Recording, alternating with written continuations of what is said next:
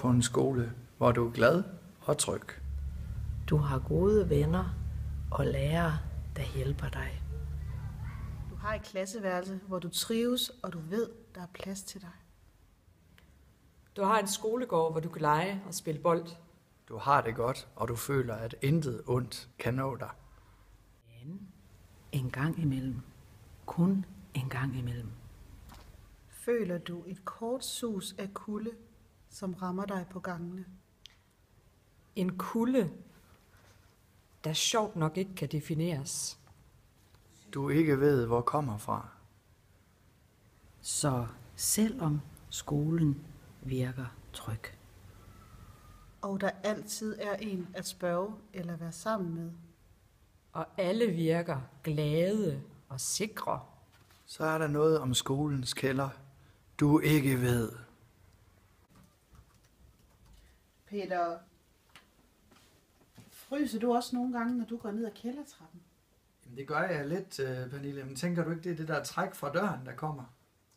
Måske, men det er næsten som om, at der er sådan en isnende kulde, der kryber ind under min hud og fryser mit blod til is. Jeg får sådan nogle triste tanker, jeg bliver ked af det, og det er meget svært at forstå.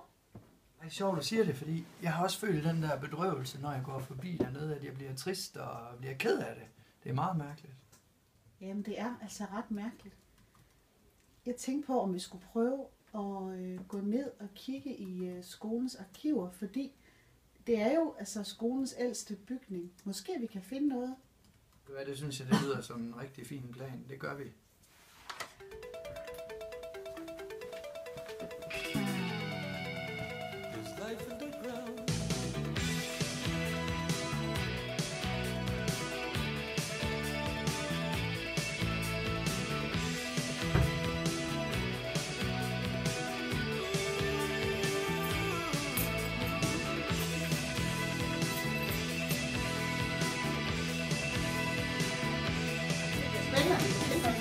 Ja, nu må vi se, hvad der sker. Jeg tror, der er noget her. Måske er der noget her. Har du fundet noget? Jeg tror jeg.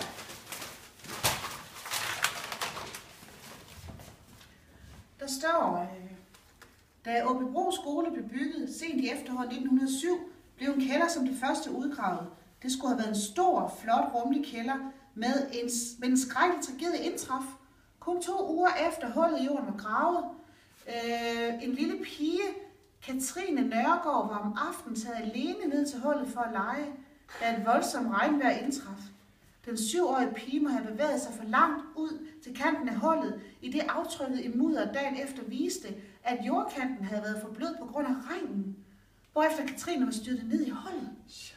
Den lille pige må have skrevet på hjælp i timevis, men lige meget havde hjulpet, i det ingen var kommet hende til undsætning. Arbejderne kunne næste morgen til deres store skræk finde det frosne lig af en pige, der efter al sandsynlighed havde forsøgt at komme op af det glatte mudderhul, men efter et par timer var død af udmattelse og frost. Der er kun en måde at finde ud af det her på. Vi må simpelthen ned i kælderen og se, om der er et eller andet hvileløs mellem himmel og jord, der vandrer rundt dernede og ikke har fået fred. Er du sikker? Jamen, vi er jo nødt til at finde ud af det. Jeg tror ikke på den slags, så vi er nødt til at finde ud af det. Team, det er godt, I er her, fordi Pernille og jeg, vi har måske fundet ud af, hvorfor det er så koldt, når man går forbi det kælderrum der. Vi fandt den her artikel om en pige, som tragiskvis døde under udgravningen af skolen. Gud, jamen det er jo forfærdeligt. Helt ærligt. Sådan noget findes jo ikke. Come on. Ej, det er altså rigtigt. Vil I ikke med ned og undersøge det? Kom, så går vi. Lad os finde ud af det.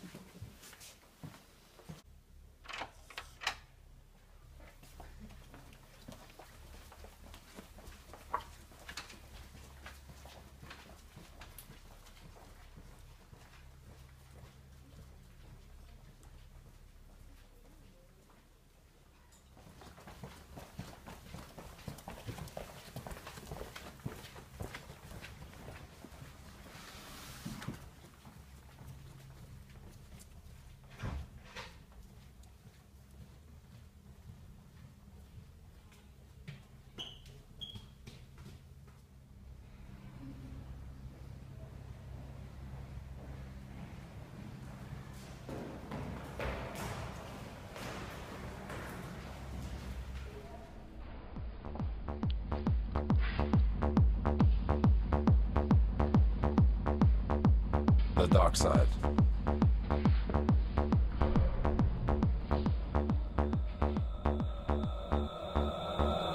The dark side.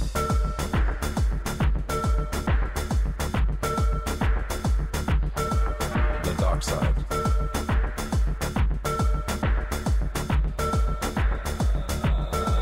Another cold and lonely rainy day comes to an end. I have to clear my mind before I sleep or else I tend to close my eyes and realize there's nothing there but light. I need shadow, I need darkness to help me through the night.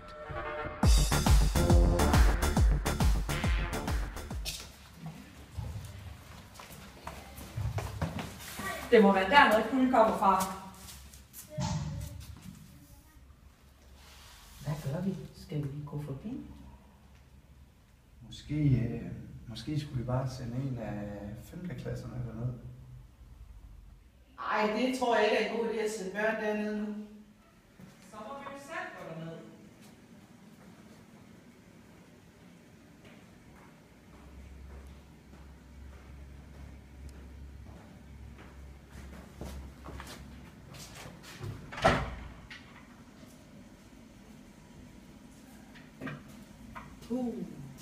Her er koldt og mørkt.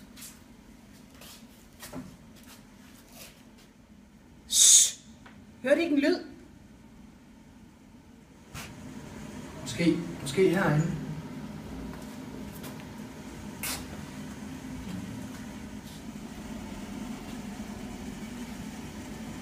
Forlad dette sted.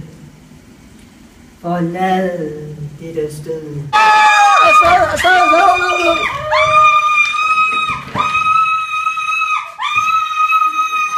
Now it's your turn to feel that pain. The gates are open.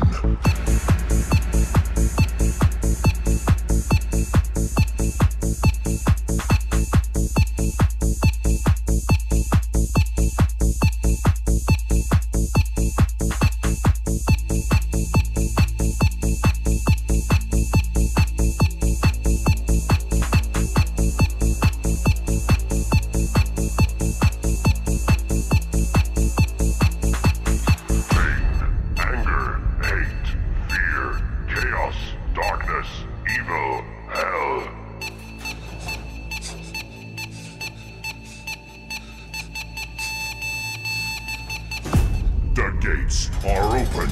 Gate 1, darkness, the world of demons. Gate 2, my guards are watching you. Gate 3, only evil lives here. Gate 4, there's no way out. Gate 5, feel the fire.